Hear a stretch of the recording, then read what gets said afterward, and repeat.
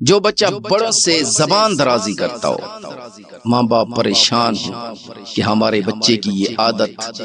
صحیح نہیں ہے کہ وہ بڑوں سے زبانی کرتا ہے، بدتمیزی بڑوں سے کرتا ہے، ماں باپ پریشان ہوتے ہیں، تو ان کے لیے ہے کہ وہ یہ عمل کریں، انشاءاللہ بچہ صحیح ہو جائے گا، اس کی یہ عادت ختم ہو جائے گی۔ 7 مرتبہ بسم اللہ کے ساتھ سورۃ کوثر پڑھ کر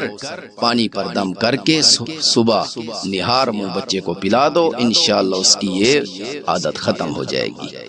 کہ جیڑا بال ڈانا زبان درازی کریں دے، ماں پیو پریشان ہن کہ سارے بال دی اے عادت صحیح کوئی نہیں، صحیح تھی ونجے سارا بال اچھا بن ونجے، ان دی تعریف اساں سنوں اے برائی نہ سنوں، تو اس ماں پیو کو چاہیے کہ سورۃ کوثر انا اعطیناک الکوثر فصل لربک وانحر ان شانئک هو الابتر 7 دفعہ پڑھنی ہے، ہر دفعہ بسم اللہ دے نال پڑھنی ہے، اور پانی تے دم کرتے نا پانی دے اوتے، اور سویرے نر نیہاں بال کو پلا دو،